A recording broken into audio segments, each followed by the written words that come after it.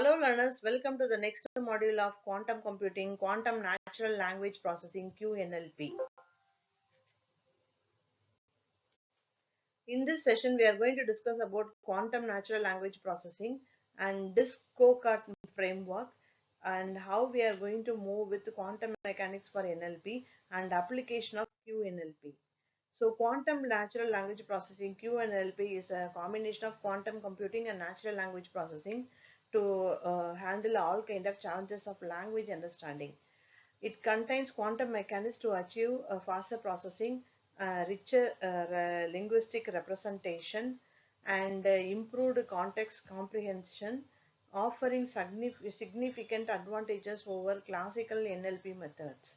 So, as per the definition, QNLP applies quantum computing principles to NLP tasks like text classification, sentimental analysis, machine translation, and question and answering. It encodes linguistic structures into quantum circuits and processes them on quantum computers.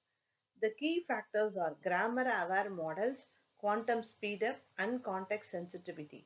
In grammar quantum models, in grammar aware models, unlike classical NLP, we can go with QNLP integrates with grammatical rules directly into the models using mathematical linguistics. Quantum speedup. QNLP algorithm promise exponential or quadratic speedup for certain tasks compared to the classical methods.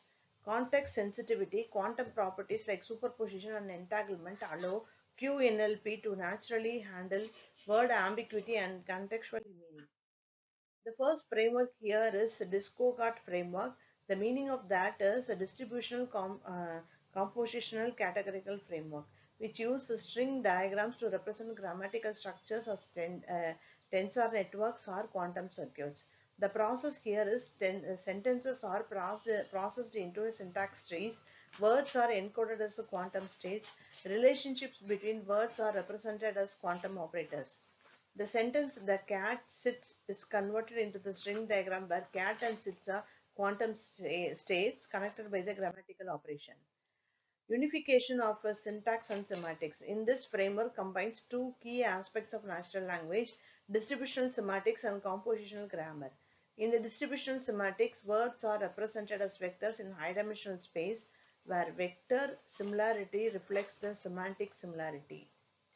In the compositional grammar, the meaning of the syntax is constructed from the meaning of its words based on grammatical rules. This unification is achieved using category theory, which provides a mathematical structure to combine different kind of approaches.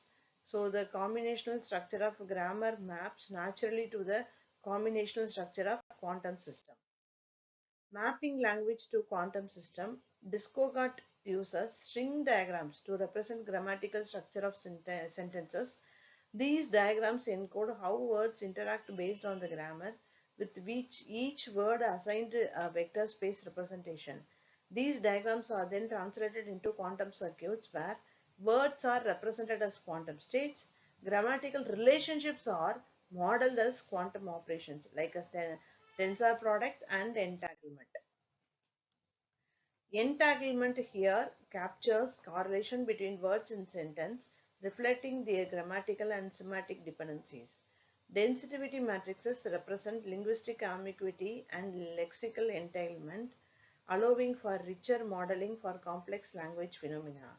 Next is quantum parallelism. It enables simultaneous processing of multiple word meaning or a syntax structure and potentially speed up the task like text classification and question answering.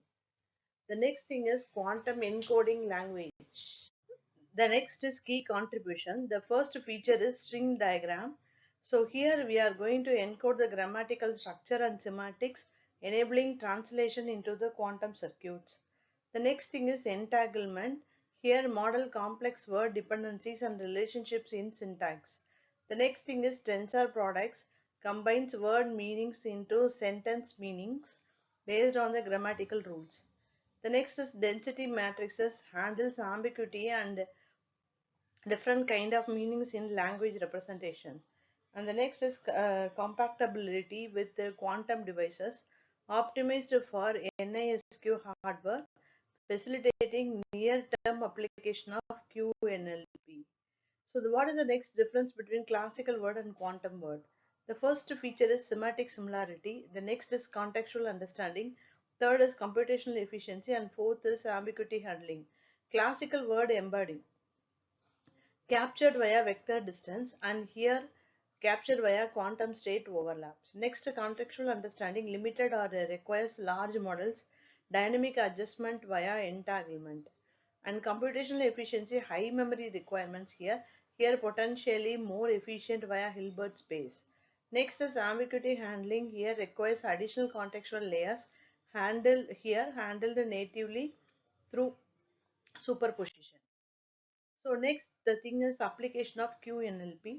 The first one is text classification. So QNLP has been used to classify sentence into categories. Example, positive and negative sentiment. By encoding sentence into quantum circuits, researchers achieved faster training times on IBM quantum device. Second one is machine translation. QNLP translates text between languages by leveraging tensor networks that preserves grammatical relationship across language. And third, we can go with the semantic analysis, the meaning of ambiguous words based on the contextual use, superposition, and entanglement. And the last one is question and understanding. It is for better by encoding syntactic and semantic relationship within the query. So this is the code we are implemented with the help of Pennylan. Import Pennylan for different kind of Python packages here and set up the 3 qubit quantum device, and the QNLP circuits function also to be introduced.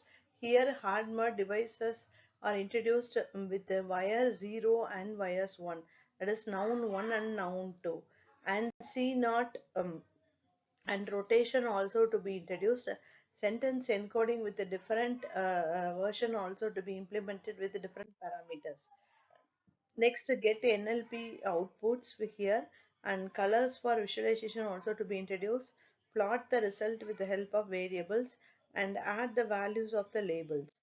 So this is the output here what we get it for QNLP syntax outputs.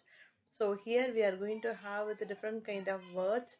So here the colorful comparison of different QNLP sentence outputs to be compared with different kind of outputs.